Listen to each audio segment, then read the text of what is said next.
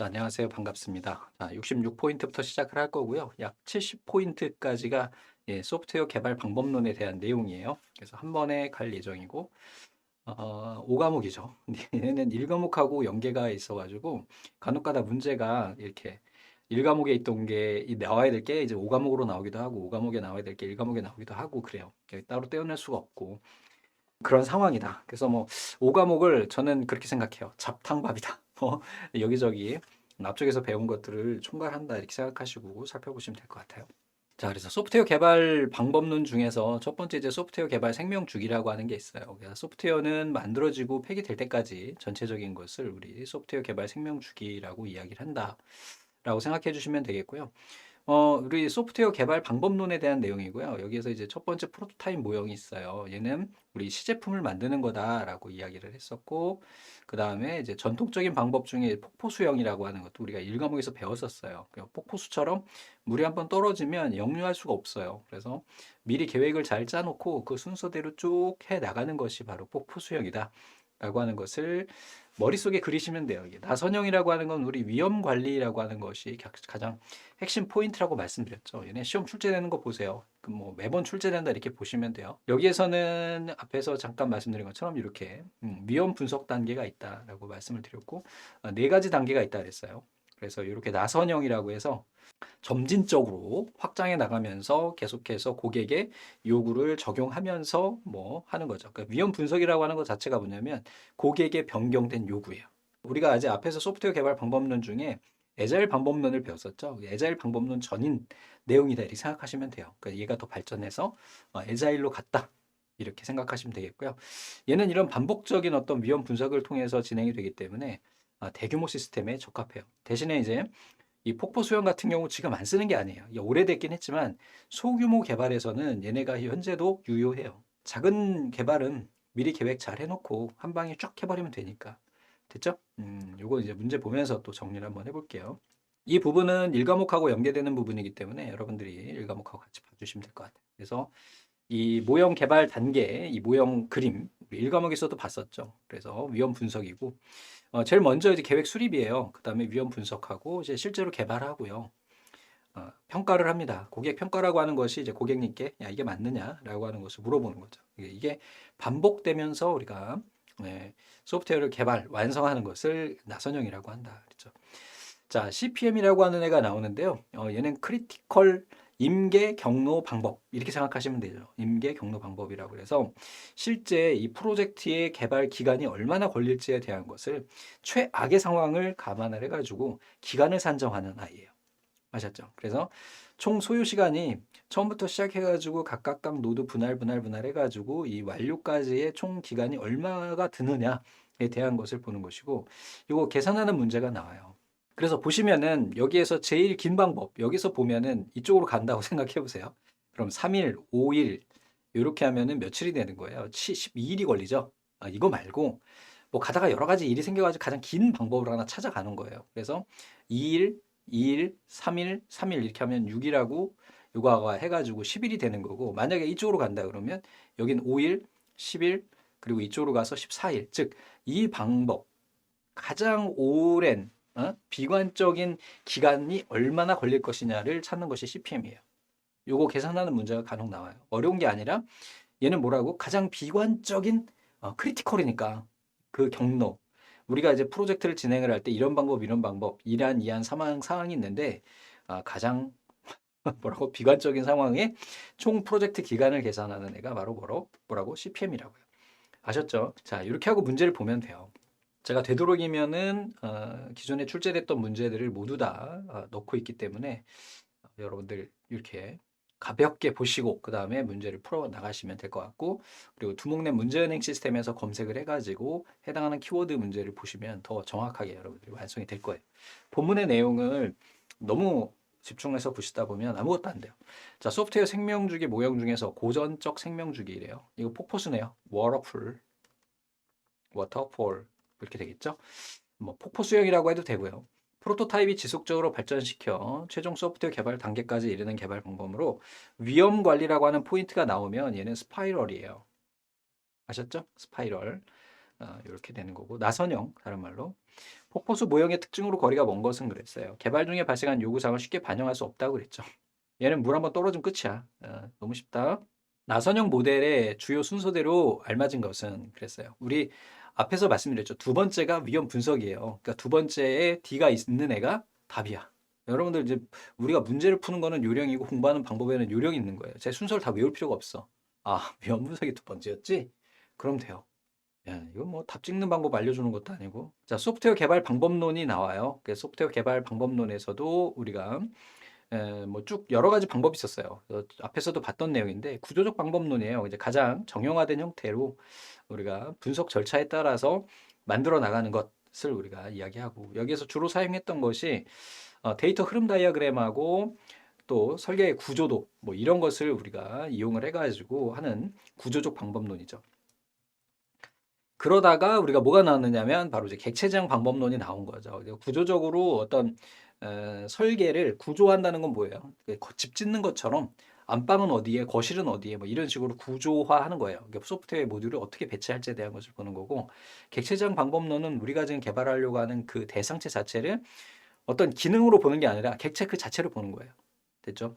그리고 이제 이게 좀 더 이제 진화해가지고 컴포넌트 개발 방법론이 나와요. 그래서 얘네는 아예 소프트웨어를 목적 자체를 어떻게 보는 거야? 재사용을 하기 위한 컴포넌트를 만드는 거죠.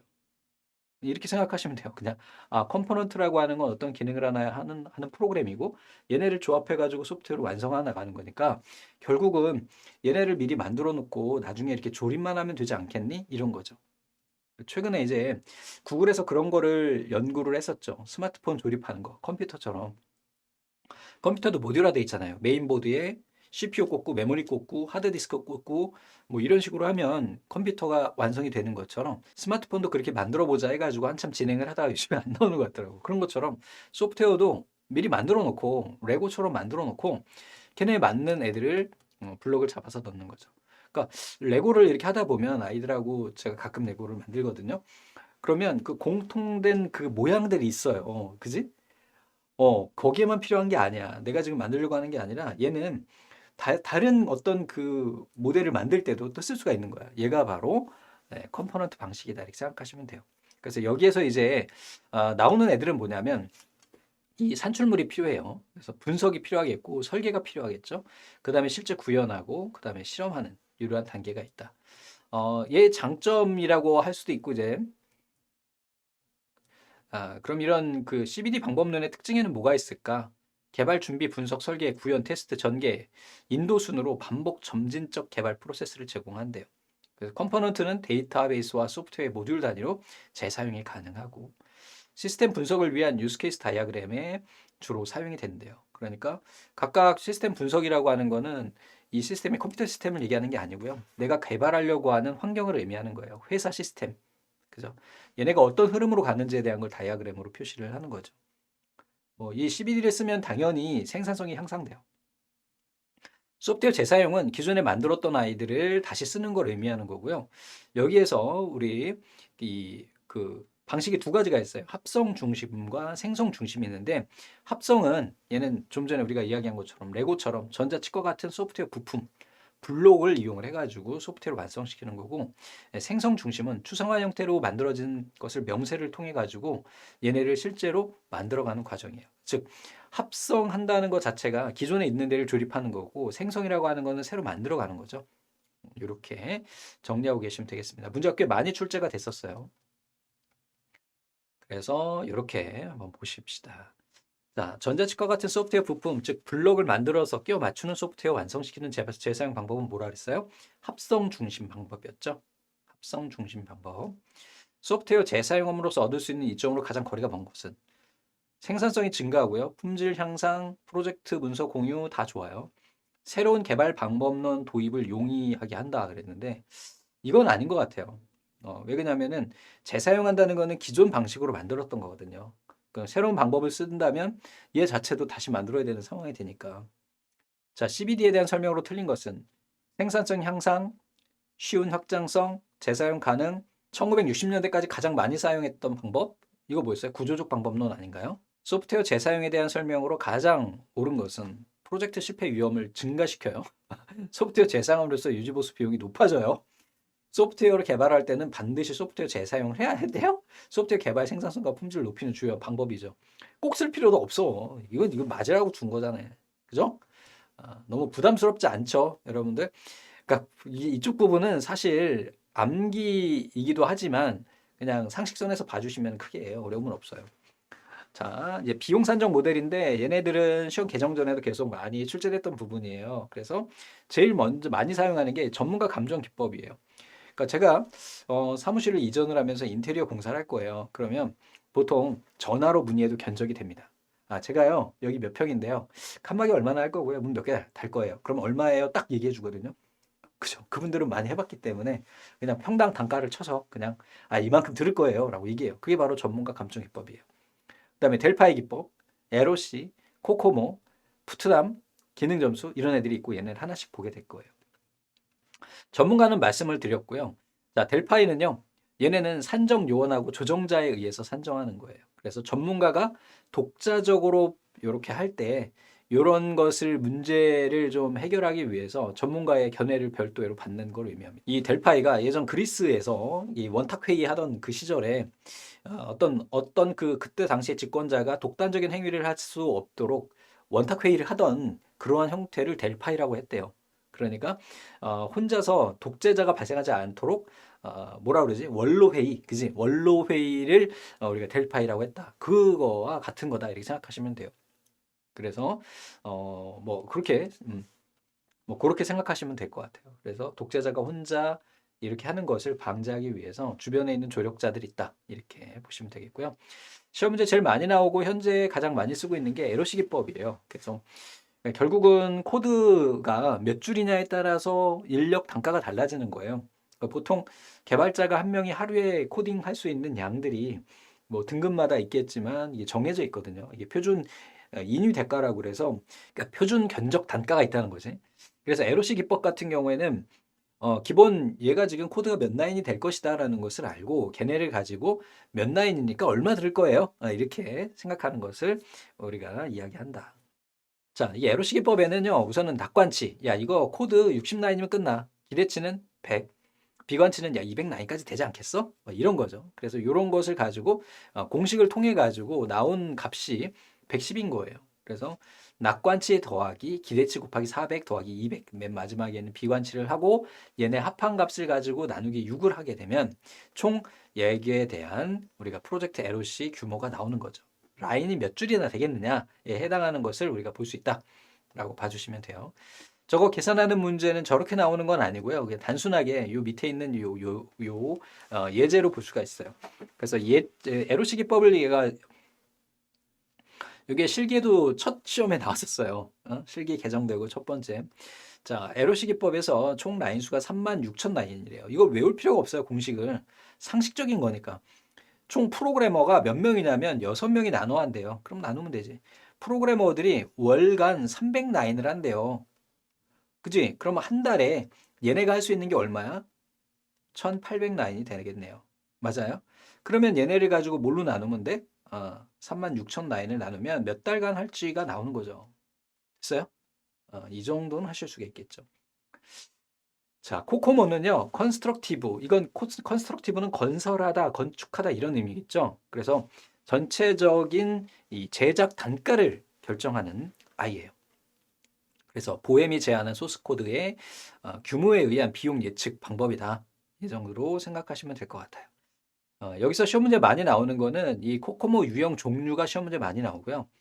소프트웨어 개발 내가 예측된 라인 수가 있잖아요. 그 라인 수 기준으로 해가지고 세 단계로 나눠요. 기본적으로 이제 오가닉 단순형이 있는데 5만 라인 이하의 소프트웨어 개발할 때 우리가 이걸 오거닉 방식이라고 이야기를 하고요.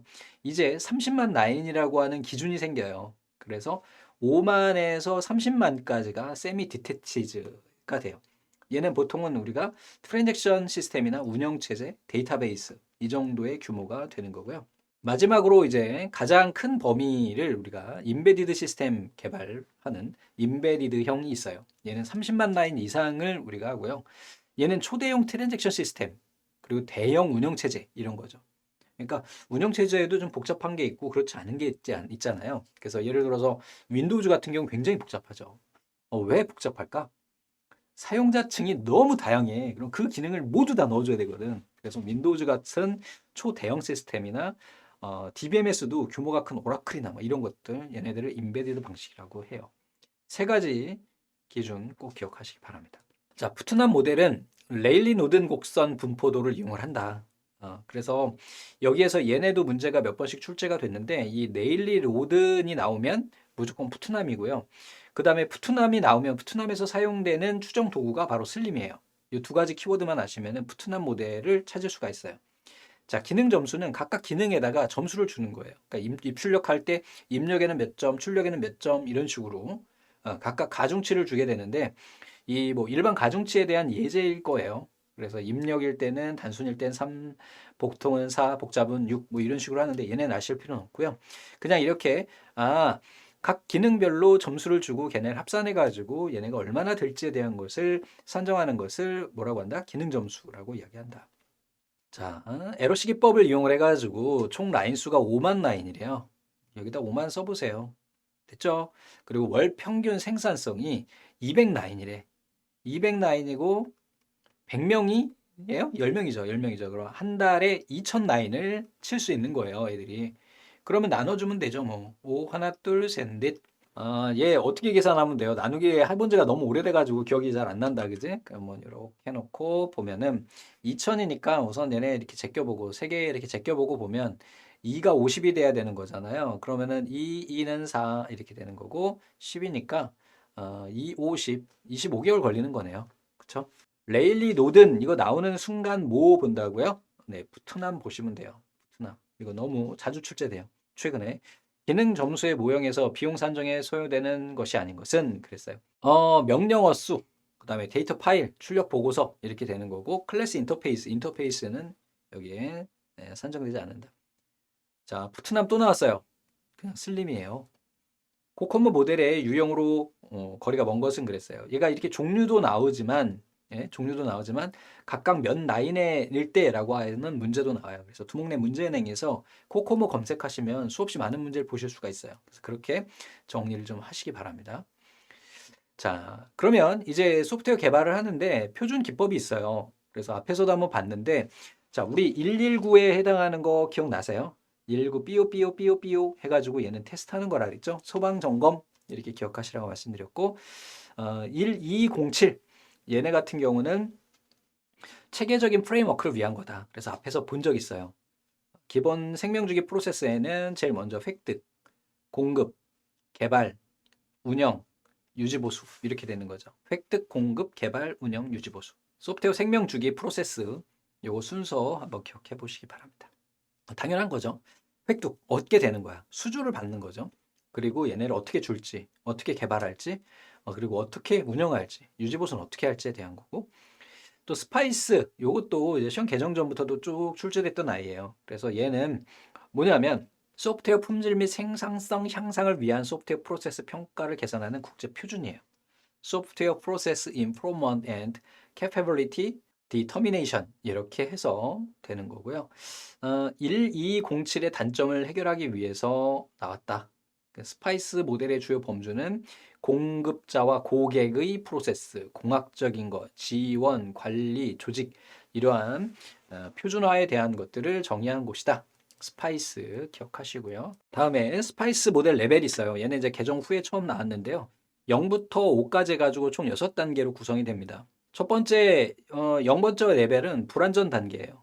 1번째는 수행 실제 하는 거고 관리, 확립, 예측, 최적화 이렇게 된다. 자, 다음에 이제 CMM이에요. 능력 성숙도 모델인데 얘네는 이제 조직의 업무 능력 평가를 하기 위한 거예요. 그러니까 능력 평가를 하기 위한 거다. 소프트웨어 개발 능력을 평가하기 위한 거야. 그러니까 내가 이 어떤 회사한테 소프트웨어를 맡길지에 대한 것을 결정하기 위해서는 그 회사가 어느 정도 하는지를 알아야 되잖아요. 그런 것이다. CMM 모델의 레벨도 있어요. 스파이스처럼 쭉 나열되어 있는데 얘는 5개 레벨로 되어 있어요. 스파이스는 몇 개라고? 6개요. 얘는 5개요. 첫 번째는 초보 단계고 두 번째는 반복 단계예요. 세 번째는 정의, 네 번째는 관리, 다섯 번째는 최적 단계예요. 그래서 CMM 모델이라고 하는 거는 그 기업, 소프트웨어를 개발할 수 있는 아이들의 능력치를 평가하는 단계다. 거기에다가 각각의 그 회사의 그 레벨을 이렇게 정하는 거죠. 야, 니넨 1레벨이야, 니넨 2레벨이야, 이런 식으로. 이게 뭐 이게 예를 들면 이런 거죠. 우리가 아파트를 짓는다 그러면 아파트를 몇 호를 짓느냐에 따른 거에 따라 그 건설사의 평가 점수가 있어요. 그 몇 평 이상 지을 수 있고 뭐 몇 평이야 지을 수 없고 그런 거죠. 그래서 대형 건설사가 아니면은 뭐 큰 아파트를 못 짓는다든지 왜 경험이 있어야 되고 충분히 위험 분석을 하고 걔네가 잘 할 수 있어야 되니까 그죠? 그런 거다 보시면 돼요. 자, 그 다음에 이제 이게 확장된 CMMI라고 하는 게 있는데 능력 성숙도 통합 모델이에요. 그래서 조직의 개발 프로세스 역량 성숙도를 평가하는 거로서 CMM은 소프트웨어 개발 프로세스의 성숙도를 다루고 CMMI는 소프트웨어 시스템 프로덕트 얘네 모두 다 세 분야를 통합하는 그러한 모델이다. 총 24개에서 4개 범주를 분할한다. 그래서 약간 좀 지엽적인 내용이기는 한데요. 여러분들이 좀 뭐 시험 문제에 나온 애들 기출 정도로 정리하고 계시면은 부담은 없을 것 같아요. 제품 소프트웨어 일반적인 제품 품질 요구 사항의 테스트라 그랬죠? 띠요 119, 119 그죠? 화재 테스트, 화재 시험 이렇게 생각하세요. 자, 다음에 CMM 모델의 레벨로 옳지 않은 것은 그랬어요. 우선은 제일 하위가 뭐 있었어요? 이거 뭐 초보, 이 좀 지엽적인 문제기는 해요. 가장 초보적인 단계, 그 다음에 반복 단계, 얘가 2번이고 3번은 정의 단계, 4번은 관리 단계, 5번은 최적 단계 이렇게 되는 거죠. 캐치 단계라는 건 본 적이 없어 우리가. CMM 모델에서 다음에 해당하는 레벨은 이건 기출 문제는 아닙니다. 그래서 조직 프로세스에 집중한다. 조직 프로세스 정의하고 동료 검토, 교육 프로그램 정의 단계에 해당해요. 그냥 이렇게만 정리하시고요. 다음에 5번인데 얘는 출제된 문제는 아니거든요. 그래서 얘는 답이 아마 지원 프로세스일 거예요. 이렇게 보시고요. 뭐 잠깐 시간을 내 가지고 우리 두목내 문제은행에서 여기에 나오는 키워드들을 몇 개 검색을 해서 문제를 보고 넘어가는 게 훨씬 더 나을 수도 있을 것 같아요. 그죠? 자, 그래서 문제은행에 와가지고 한번 잠깐 보도록 하죠. 우선은 지금 막 우리가 봤던 게 뭐가 있었냐면 스파이스라고 하는 애가 있죠. 그래서 여기다가 스파이스 이렇게 검색하시면 문제를 볼 수가 있어요. 그래서 첫 번째 이제 최근에 나온 문제 중에 보면은 뭐 여기에 레벨이 있었는데 우리 수준이 여러분들 아시겠지만 0부터 5까지 있었잖아요. 총 6단계인데 7이 이건 말이 안 되잖아, 그지? 뭐가 뭔지 몰라도 6단계밖에 없었는데 소프트웨어 프로세스에서 개선 및 능력 측정에 대한 국제 표준은 우리 스파이스다. 요거 봐주시면 되겠고 뭐 이런 식으로 우리가 봐주시면 되겠고 또 코코모라고 하는 코코모도 우리가 오늘 키워드가 있었어요. 그래서 코코모 문제도 쭉 보면 이런 형태의 문제죠. 여기서 보면 5만 라인 이하니까 이제 오건익이 되는 거죠. 이렇게 또 쭉 봐서 소프트웨어 산정 기법으로 오거닉, 세미 디태치드, 임베디드로 구분되는 거 네, 코코모 이렇게 되고 소프트웨어 비용 추정 모델이 아닌 거 코코모 푼만 펑션 포인트 있는데 퍼트는 아니죠. 퍼트는 이거는 프로젝트 관리를 분석하는 도구예요. 이게 사무 자동화에 나와요. 사무 분석할 때 쓰는 거죠. 뭐 이런 식으로 해서 굉장히 많이 코코모 문제는 많아요. 수없이 많은 문제들이 있으니까 두목내 문제은행 검색하셔가지고 약간 이 키워드는 출제됐던 키워드 같은데 한번 볼까? 라는 마음을 가지고 접근하시면은 훨씬 더 공부하는데 도움이 되겠죠. 제가 문제 풀어드리는 것보다 이게 강의해드리는 것보다 여러분들이 그 교재 보시면서 기출 이렇게 표시되어 있는 애들 있잖아요. 이렇게 보죠. 여기 보면은 테일러링 이렇게 해서 키워드 검색해서 문제를 빨리 보는 게 똑똑한 애들 공부하는 방법이죠. 자, 테일러링이 뭐냐면은 여러분들 요즘에는 양복점이 없죠. 강남 쪽에 가면은 아직도 양복점이 있는데 요즘엔 다 맞춤 옷을 입지 않으니까 바로 소프트웨어를 만든 다음에 끈 매듭새를 정리하는 것을 우리 뭐라고 한다? 테일러링이라고 이야기를 합니다. 예전에 저희 동네에 양복점이 하나 있었어요. 그 간판에 테일러라고 써 있었거든요. 바로 테일러가 재단사라고 하는 의미죠. 그래서 테일러링은 소프트웨어 테일러링이라고 한다면 어떤 건지 아시겠죠? 그 마지막으로 현재 상황에 알맞게 매듭새를 맞춰주는 그런 역할을 하는 게 바로 테일러링이다. 이렇게 생각하시면 돼요. 그 테일러링 시의 고려사항으로는 내부적 조건이에요. 납기, 비용, 구성원 능력, 목표 환경, 고객의 요구사항, 프로젝트 규모, 보유 기술 뭐 이런 것이고 외부적인 거는 요거 이제 구분하는 문제가 간혹 꼭 나와요. 그래서 내부적인 건 우리 개발하는 내에서의 문제점이고 외부적인 거는 그 외의 거, 법적인 거, 품질 기준 요게 많이 헷갈리세요. 법적인 거는 외부적인 거니까 우리가 그냥 쉽게 되는데 품질 기준 막 이렇게 하면 이거 품질 기준이면 내부적인 거 아닌가 생각할 수 있는데 표준 품질 기준에 해당하는 금융, 제조, 의료 업종별로 표준 품질이 있단 말이에요. 외부에 있는 요거에 맞춰서 하는 것도 외부 조건이다. 요거 하나만 좀 구분해서 생각하고 계세요. 저도 문제 풀 때 이게 좀 헷갈리더라고요. 그래서 말씀드리는 거예요. 소프트웨어 개발 테일러링 기법에는 프로젝트 규모하고 복잡도에 따른 테일러링, 프로젝트 구성원의 팀 내 방법론 지원에 따른 거, 자동화에 따른 테일러링 이렇게 구분할 수 있다. 소프트웨어 프레임워크라고 하는 게 있어요. 프레임워크는 뼈대죠. 그래서 소프트웨어를 만들 때 우리가 아키텍처가 있으면, 설계도가 있으면 그 설계도 안에 뭐가 있어요? 뼈대가 있죠. 그러니까 건설 도면을 좀 보신 분들이라면 집을 지을 때 보면은 맨 처음에 토목공사 도면이 있고요. 그 뒤에 골조 있죠. 기둥 있지. 기둥 도면이 따로 있고요. 실제 벽체까지 들어가고 안에 인테리어까지 하는 배치하는 도면까지가 있어요. 그럼 우리 소프트웨어 프레임워크는 어디까지예요? 바닥에 플랫폼을 깔고 그 위에 기둥까지 세워놓은 것까지가 프레임워크인 거예요. 아셨죠? 그래서 소프트웨어 개발을 도와주는 재사용 가능한 클래스와 패턴의 집합이다. 그래서 이제 프레임워크가 이게 결정이 되어 있으니까 우리가 일반적으로 그러면 어때요? 이런 프레임워크 뼈대를 미리 만들어 준다고 생각해 보세요. 당연히 개발이 쉬워지고요. 복잡도가 줄어들고요. 여기저기 갖다 쓸 수도 있고요. 품질 보증, 운영 용이성, 개발 코드를 줄일 수 있고 변경 용이성이 있어요. 그래서 이 개발 프레임워크가 대부분 우리 뭐 좀 이따 이제 바로 나오겠지만 소프트웨어 개발할 때는 뭘 쓰나요? 여기 나와 있는 스프링 프레임워크. 뭐 자바 기반에서 자바를 기반으로 해가지고 내가 개발한다 그러면 스프링 프레임워크를 깔고 거기에 자바를 얹어요. 그러면 굉장히 쉽게 소프트웨어를 개발할 수 있는 거죠. 기본 뼈대는 이미 만들어져 있고 거기다 나 살만 붙이면 되니까. 됐죠? 자, 전자정보 표준 프레임워크가 있어요. 그래서 우리나라에서 공공부문, 즉 뭐 공무원 쪽, 공공기관 쪽에서 소프트웨어 개발할 때 이거에 맞춰라라는 거죠.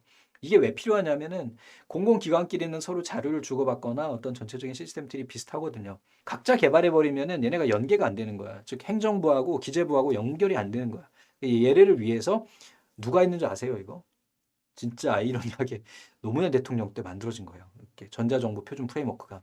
개인적으로는 여러 이제 논란이 있긴 하지만 IT 쪽에서는 정말 대단한 분이셨어요. 김대중 대통령 다음으로 우리나라 IT 기업의 개발에 힘을 쏟으신 분.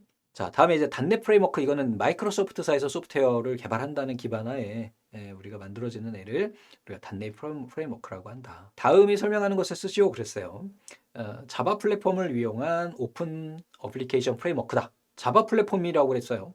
동적인 웹사이트를 개발하기 스프링이네요. 그죠? 스프링. 테일러링 방법론 중 내부 기준에 해당하지 않는 것은 그랬어요. 요거네, 그지? 국제 표준 품질 기준. 앞에서 말씀드렸잖아요. 납기, 비용, 기술 환경, 구성원 능력 이건 다 내부적인 건데 국제 표준 품질 기준, 품질도 내부분이 아닐까 생각할 수 있다고 말씀드렸어요. 그래서 헷갈리지 말라고. 소프트웨어 개발 프레임워크를 적용하는 경우에 기대효과로 거리가 먼 거죠. 품질, 복잡도가 증가해? 아니지. 단순해지겠죠. 자, 소프트웨어 개발 프레임워크의 적용 효과로 볼 수 없는 것. 재사용으로 예산 절감, 기술 종속으로 인한 선행사업자 의존도 증대. 그랬는데 딱 봐도 얘가 답이 아니야? 그지? 정보통신 기술을 이용해서 행정기관의 사무를 전자함으로써 행정기관 상호 간에 국민에 대한 행정 업무를 효율적으로 수행하는 정보를 뭐라고 하는가 그랬어요. 이거 전자정부라고 이야기합니다. 그래서 요거 이 전자정부 표준 프레임워크가 있다라고 생각해 주시면 되겠어요. 이번엔 71번째 이제 네트워크 구성하고 한번 살펴보겠습니다. 네트워크 구성은 우선은 성형 스타일로 이렇게 별 형태로 돼 있는 거예요. 머릿속에 그림을 그리시면은 문제 풀 때 쉽게 아실 수 있을 것 같고요. 링형은 이런 형태, 버스 형태는 우리가 일반적으로 버스 타고 다니시잖아요. 그 버스하고 같다고 보시면 돼요. 이게 길이 있고 각각 정류장이 있다. 이렇게 생각하시면 되겠습니다. 트리형은 이렇게 생겼고요. 망형은 이렇게 생겼습니다.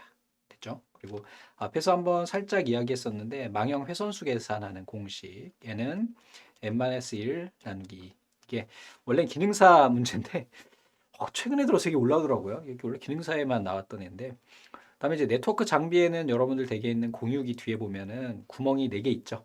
총 5개인데 하나는 인터넷 들어가는 거고 나머지는 이제 허브라고 해서 컴퓨터 연결할 수 있도록 하는 거고 브릿지는 근거리 통신망, 즉 여러분들 집하고 옆집하고 연결할 때 쓰는 거. 스위치는 얘네는 다양한 역할을 해요. 뭐 경로 설정도 할 수 있는 기능이 있고 다음에 스위치 얘는 허브랑 비슷한데 허브보다는 약간 더 기능이 들어있는 아이예요. 그래서 레벨이 뭐 L2, L3, L4, L7 이렇게 있는데 이거는 이제 OSI 7 레이어 앞에서 보셨죠. 물대네트 CPO 각각의 계층을 담당하는 네트워크 장비가 되겠고요.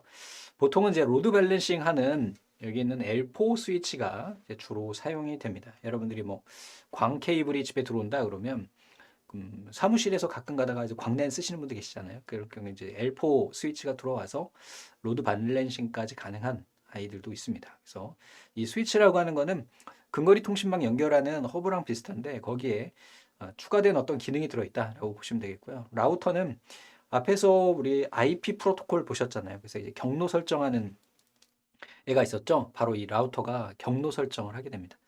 자, 게이트웨이라고 하는 거는 현관문이라고 생각하시면 돼요. 예를 들어서 여러분들이 택배를 받는다, 이 아파트에 산다, 그러면 그 아파트의 맨 처음에 입구가 있겠죠. 아, 여기는 누구네 아파트, 무슨 아파트예요? 라고 하는 거 있죠. 걔가 바로 게이트웨이예요. 즉, 어떤 네트워크를 식별하기 위한 그 기준점이 되는 거고, 여러분들 댁에 있는 공유기가 바로 여기 있는 이 게이트웨이와 그리고 한 L3까지는 커버가 가능하고 브릿지 기능하고 다 달려 있어요. 거기에 라우터만 없어. 라우터는 별도로 여러분들 아파트 사시면 지하에 그 통신사에서 갖다 놓은 게 있습니다. 거기에 이제 라우터가 달려 있어요. 공유기에는 이 게이트웨이가 달려 있습니다. 여러분들 집으로 들어오려면 공유기가 그 경로가 되잖아요. 시작점이 되죠. 통로가 되죠. 거기가 이제 고려되는 것이고 뭐 VLAN 같은 경우는 이제 얘는 버추얼 근거리 통신망이다 이렇게 생각하시면 돼요. 그래서 물리적 배치하고 상관없이 사용한다 이렇게 보시면 되겠고 사실은 얘네들은 뭐 기초적인 통신 용어들이라서 꼭 알고 계시는 것이 좋을 것 같고요. 대신에 너무 깊이 하시려고 하지 마시고요. 그냥 가볍게 문제답 정도 보시면서 용어 정리하시는 게 맞다고 봐요. 얘네 깊이 들어가기 시작하면은 한도 끝도 없어요. 자, 다음 중 아래 내용이 설명하는 네트워크 장비는 네트워크에서 디지털 신호를 일정한 거리 이상으로 전송시키면 신호가 떨어진대요. 이 신호를 다시 튕겨가지고 보내주는 애를 우리가 뭐라고 하냐면 바로 리피터라고 이야기합니다. 리피터. 보통은 이제 아날로그 신호에서는 앰프라고 이야기를 하죠. 앰프. 많이 들어보셨을 텐데 뭐 마이크 들고 다니는 그 앰프 그거 맞아요. 아날로그 신호를 증폭할 때는 얘를 쓰고요. 아날로그 신호는 신호가 떨어지면서 증폭이라는 말을 쓰는데 이 디지털은 0, 1을 증폭할 수는 없잖아요. 그래서 얘네를 다시 한번 튕겨준다라는 의미의 리피터라고 하는 아이가 사용이 되고요. 보통 이제 근거리 통신망에서 주로 사용이 돼요. 이제 근거리 통신망에서는 이 이론적인 최대 연결 거리가 그냥 케이블로만 연결 거리가 100m예요. 실제로는 100m까지 안 되고 한 70m 정도 가면 신호가 떨어집니다. 여러분들 가지고 있는 랜 케이블로. 그래서 중간에 보통은 이제 허브 같은 걸 하나 달거나 예전에 이제 허브가 비쌌으니까 이 리피터라고 하는 근데 사실은 리피터가 더 비싸. 왜? 많이 안 만들거든. 허브는 열나 많이 만들어서 단가가 싸요. 그래서 중간에 허브를 달거나 이 역할을 하는 애가 바로 이제 리피터라고 한다. 예전에 리피터가 별도로 팔았어요. 지금도 팔고 있죠.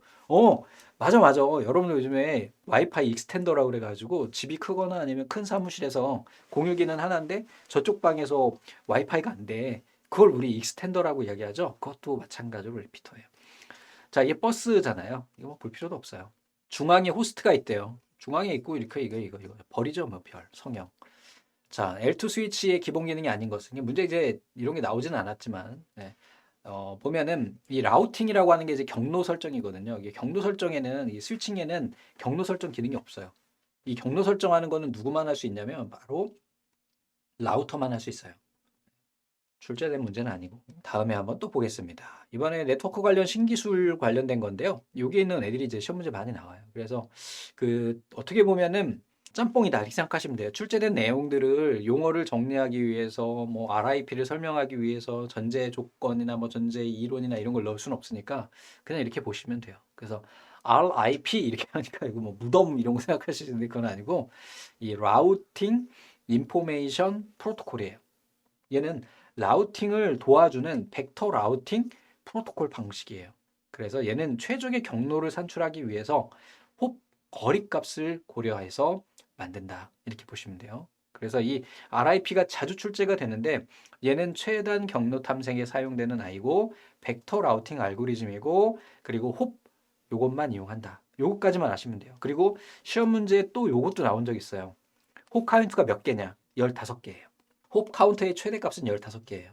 OSPF예요. 오픈 쇼티스트 패스 퍼스트 프로토콜이에요. 얘는 개방형이고 쇼트 패스잖아요. 쇼티스트 가장 짧은 최단 거리를 검색하는 그런 라우팅 프로토콜이에요. 아셨죠?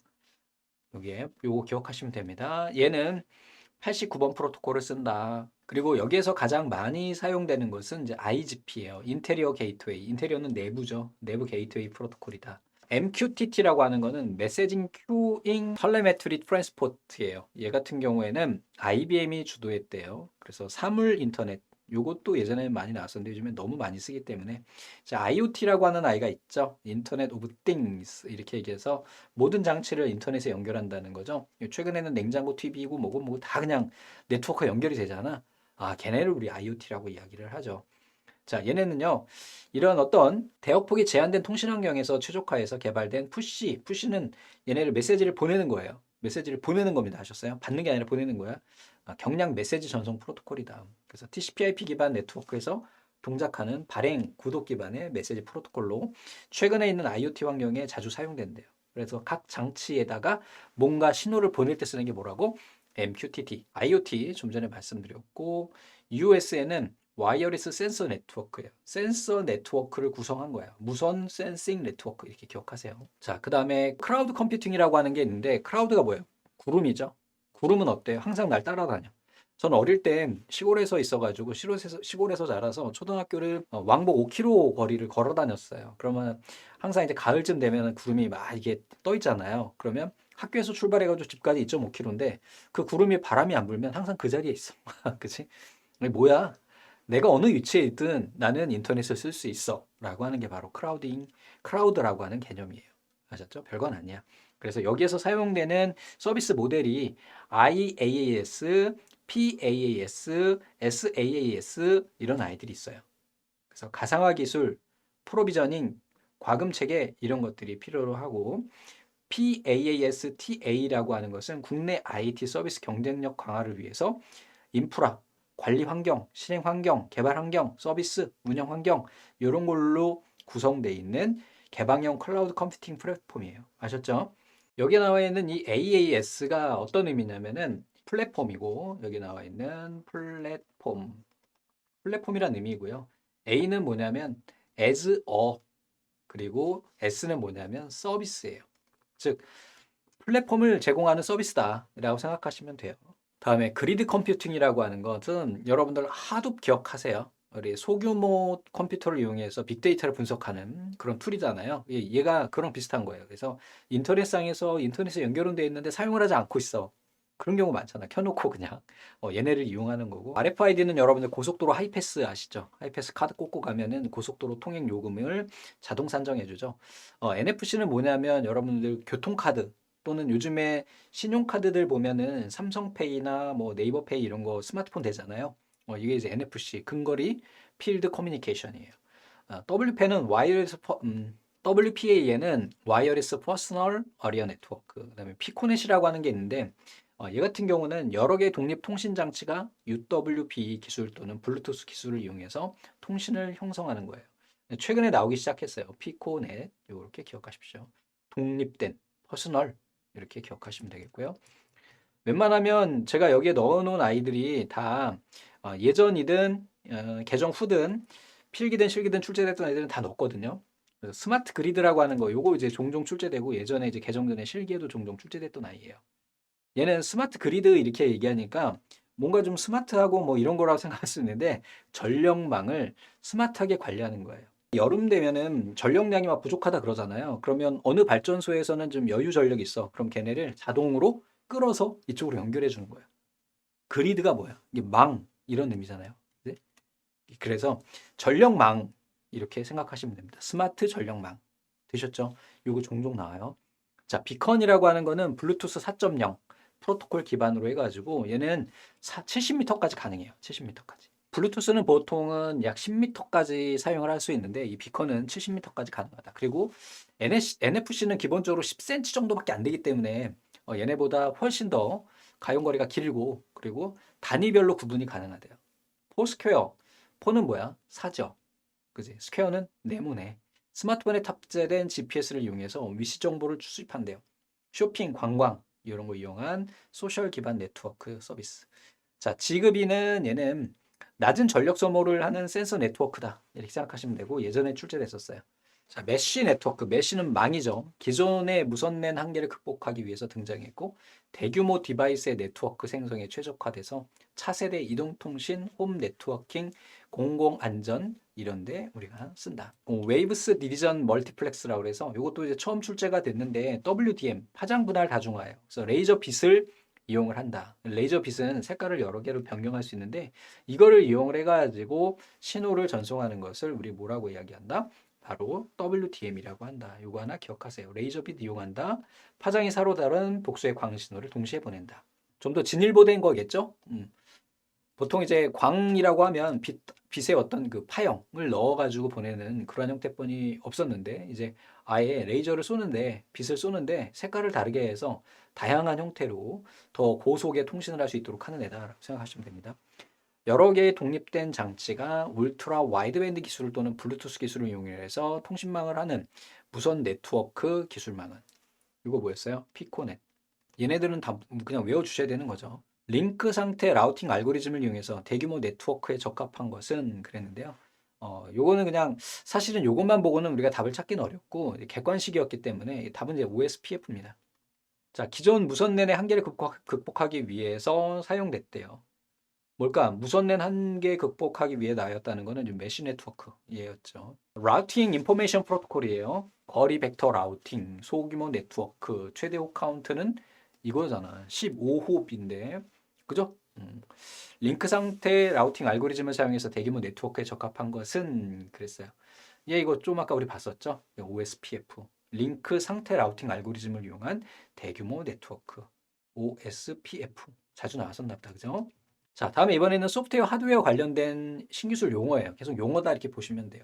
자, 우선 첫 번째 소프트웨어 정의 데이터 센터라고 하는 애가 있어요. 그래서 가상 데이터 센터라고도 하고 수성화, 풀링, 자동화 등을 통해서 인프라를 가상화하는 데이터 센터를 우리가 소프트웨어 정의 데이터 센터라고 한다. 텐션 플로우라고 하는 거는 구글이 개발한 인공지능 오픈소스 프레임워크예요. 요것도 하나 기억하세요. 텐션 플로우.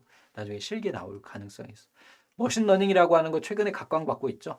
컴퓨터 프로그램하고 이런 것을 이용을 해가지고 컴퓨터에게 많은 데이터를 주고 거기에서 일반적인 패턴을 찾아내는 거예요. 이게 머신러닝, 기계에 학습시키는 거죠. 결국은 자율주행에 요즘에 이제 많이 쓰는 그런 형태다. 딥러닝이라고 하는 거는 이것도 인공지능 쪽에 가까운데요. 그러니까 일반적인 머신러닝보다 더 깊은 신경망, 즉 인공지능망을 사용하는 그런 방식이다.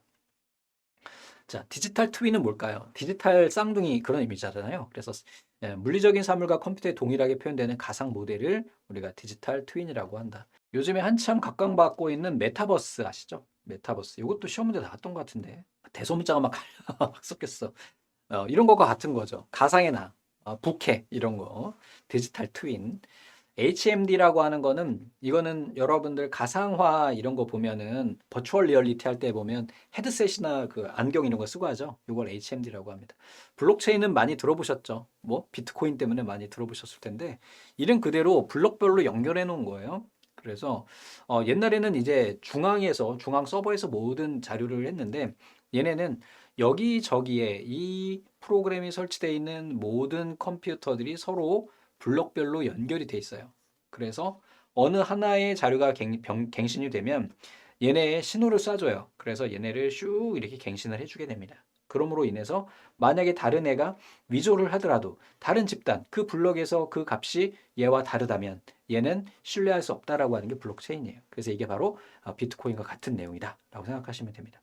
대신에 단점은 뭐냐면 실시간 처리가 안 돼요. 그래서 비트코인이 이 리프레시 타임이 있잖아요. 그래서 비트코인을 거래할 때 그 전 세계에 이 퍼져 있는 비트코인 네트워크 당에서 블록체인 상에서 내 돈의 흐름을 실시간으로 처리할 수가 없습니다. 적어도 몇 분 정도 걸린다고 얘기 들은 것 같아요. 그래서 최근에는 이런 것을 개선한 그런 뭐라 그러죠? 그 코인이 나오고 있죠. 자, 근데 이 블록체인이 무조건 이렇게 그냥 단순하게 우리가 비트코인 이렇게 생각하지 마시고요. 얘네를 물류 시스템에 굉장히 그 효과적으로 쓸 수 있다 하더라고요. 그러니까 네트워크가 다 연결이 돼 있고 이 물류가 어디로 움직이고 있는지를 실시간으로 체크가 가능한 거예요. 그러니까 예전엔 이게 불가능했는데 최근에 보면 해외 구매 같은 거 하면 걔네가 지금 어디에 있는지가 다 체크가 되잖아요. 그죠? 뭐 사람들이 이거 찍는 거 아니에요. 그 안에 센서가 다 있어가지고 자동으로 얘네를 체크하는 거예요. 그지? 그러면 이런 물류 트래킹이나 이런 거에서 블록체인이 굉장히 많이 쓰이고 있다 하더라고요. BAAS라고 하는 게 있어요. Backend as a Service예요. 블록체인 개발 환경을 클라우드로 서비스하는 개념으로 블록체인 네트워크의 노드의 추가 및 제거가 용이하다. 블록체인 기본 인프라를 구축해서 추상화해서 블록체인 응용 프로그램을 만들 수 있는 클라우드 컴퓨팅 플랫폼이 BAAS다. 좀 전에 우리가 봤던 블록체인이 분산 원장 기술이에요. 예전에는 원장이 서버에만 있었어. 한 곳에서만. 근데 지금은 각각 연결되어 있는 모든 그 시스템에 원장이 다 저장이 되는 거예요. 그래서 수많은 사적 거래 정보를 개별 블록으로 만들고 이거를 체인처럼 연결하는 것을 바로 우리 뭐라고 한다? 블록체인이라고 한다. 그래서 원장이라고 하는 거는 서류, 원본 이렇게 생각하시면 돼요. 증강현실은 뭐 말씀 안 드려도 다 아실 것 같고요. 다음에 메쉬업이라고 하는 애가 있어요. 메쉬업은 뭔가 섞는 거죠. 그래서 기존에 있는 어떤 것과 새로운 무엇을 섞는 이러한 것을 우리가 메쉬업이라고 이야기합니다. 그러니까 예를 들어 여기 예를 들어 가지고 구글 지도에서 부동산 매물을 결합하거나 네이버 지도에서 아니면 맛집을 이렇게 연결하거나 이런 것들이 다 대부분 메쉬업이 됩니다. 자, 양자 암호화라는 게 있어요. 그래서 양자 역학 특성을 이용해서 정보를 처리하기 위한 방법이다라고 이야기했고 이 양자 컴퓨터 기법이라고 하는 게 이 양에 의한 거잖아요. 지금은 디지털 형태로 0101인데 양자 역학이라고 하는 것을 쉽게 저도 설명을 할 수 없고 이해할 수도 없어요. 그냥 양자 암호화 뭐 이런 것이 있다. 양자 컴퓨팅 이런 것이 있다. 그냥 그렇게만 기억하시면 될 것 같아요. 그래서 양자 컴퓨팅이라고 하는 거는 양자 역학적으로 우리가 데이터를 처리하는 그런 것을 이야기한다. 4D 프린팅은 3D 프린팅보다 좀 더 진보한 형태로 어떤 온도나 습도에 반응하는 그런 것을 의미하고 N 스크린은 N이 넘버즈예요. 그래서 여러 개의 스크린이라는 의미고 여러분들 넷플릭스 결제하면 총 5개인가요? 4개 장치에서 볼 수 있잖아요. 이게 바로 N 스크린이에요. 다수 스크린을 사용할 수 있도록 한다. 여기에 있는 아이들은 용어에 관련된 내용들이기 때문에 여러분들이 꼭 정리가 필요합니다. 한번 기출됐던 거니까. 공공거래 장부로 가상화폐로 거래할 때 발행할 수 있는 해킹을 막는 기술은 우리 블록체인이라고 했죠. 분산 네트워크 참여자가 암호화 기술을 사용해서 거래 정보를 검증하고 합의한 원장을 공동으로 분산 관리하는 기술을 뭐라고 한다? 분산 원장 기술. 동일한 컨텐츠를 PC, 스마트폰, 뭐 다양한 것에서 쓰는 걸 뭐라고 그래요? N스크린. 얘는 예전에 출제됐던 기출문제예요. 양자 컴퓨터는 얽힘이나 중첨과 같은 양자 역학적인 현상을 활용해서 자료를 처리하는 계산기다. 양자 컴퓨터의 자료 양을 무엇으로 측정되는가 그랬는데 얘는 큐비트로 된다. 그냥 정리하고 계십시오. 빈칸에 알맞는 것은 이것은 웹에서 제공하는 정보 및 서비스를 이용해서 새로운 소프트웨어나 이거 메쉬업이네요. 그죠? 메쉬업. 여기까지 해가지고 우리가 쭉 보셨고 다음에 이어서 데이터베이스 관련 기술이에요. 우선 레이드라고 하는 거는 데이터베이스 쪽보다는 이제 하드 디스크 쪽인데요. 하드 디스크를 여러 개 연결해 가지고 뭐 신뢰성이나 아니면 용량 확장을 위해서 사용하는 방식이에요. 그래서 한번 그냥 간단히 한번 봐주세요. 웨어러블은 옷으로 입는 그런 컴퓨터. 맵리스터라고 하는 거는 메모리와 레지스터의 합성어. 그냥 간략하게만 보십시오. 아직 출제된 건 아니고요. 네, 그냥 예전에 한번 출제됐거나 출제될 가능성 있는 애들을 연결한 거고요. 다스, 얘는 직접 연결 저장 장치, 하드디스크와 같은 저장 장치를 우리가 보통은 다스라고 이야기하고, 얘는 출제가 됐어요. SA에는 스토리지 에어리어 네트워크예요. 네트워크 상에서 광채널 스위치의 이점인 고속 전송, 장거리 연결, 멀티 프로토콜 기능을 이용해서 다른 운영 체제를 가진 여러 장치에 동시에 사용할 수 있도록 하는 거죠. 그러니까 결국은 요즘에 많이 쓰시죠. 나스라고 해서 나스라고 하는 바로 밑에 있잖아요. 이런 걸 많이 쓰는데 이것보다는 얘는 광채널 스위치를 이용해서 좀 더 고속의 어떤 자료 공유를 위한 저장 장소다라고 생각하시면 되겠고 SDS라고 하는 애가 있어요. 소프트웨어 디파인 스토리지. 얘는 이제 가상화를 이용한 어떤 가상 서버, 가상화 서버 이렇게 생각하시면 되겠습니다.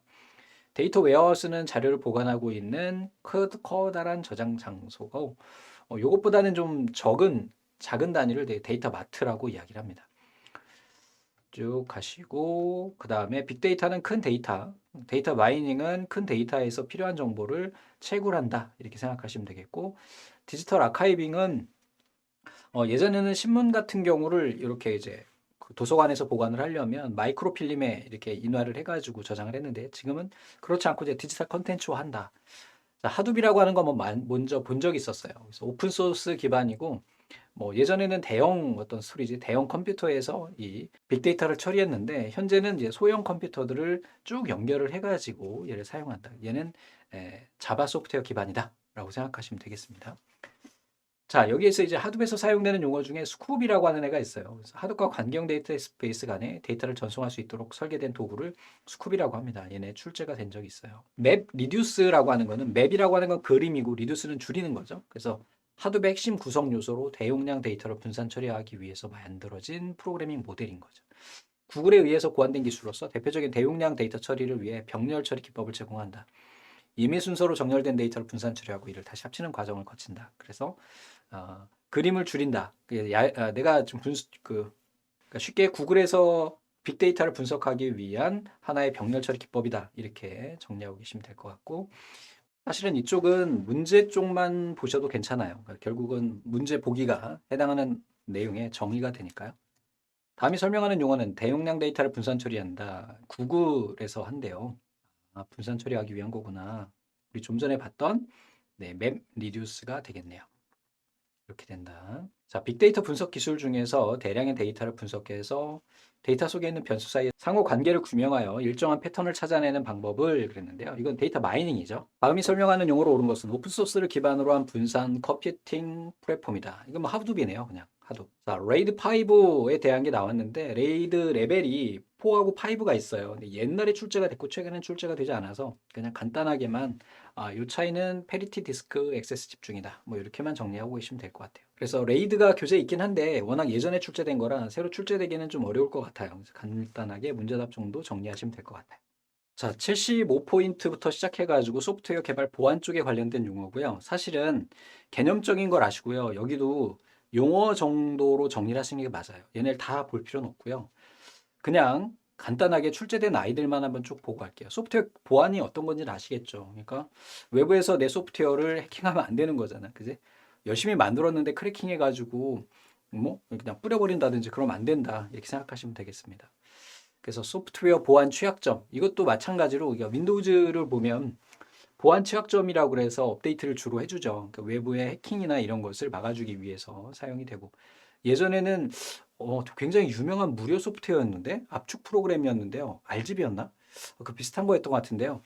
거기에 보안 취약성이 있었던 거예요. 그래가지고 그게 이제 해커들한테 그 해당하는 뭐라 하지 백도어라고 하죠. 그게 열려가지고 공격을 한번 받았던 적이 있었어요. 그러면 그 프로그램을 설치한 사람들은 모두 다 본인 컴퓨터가 좀비 컴퓨터가 되는 상태였던 것 같아요. 소프트웨어 개발 보안 체계는 이렇게 각각 행정 안전부나 발주기관, 인터넷진흥원, 사업자 이렇게 기준으로 해가지고 관리를 하고 있다 정도 기억하시면 되겠고요. 다음으로 이제 프로젝트 참여 역할별로 보안 활동이 있어요. 한번 읽어보시면은 아실 수 있을 것 같아요. 뭐 출제는 안 됐었기 때문에 출제된 것만 보고 갑니다. 자, Secure OS는 보안이 적용된 운영체제라는 의미예요.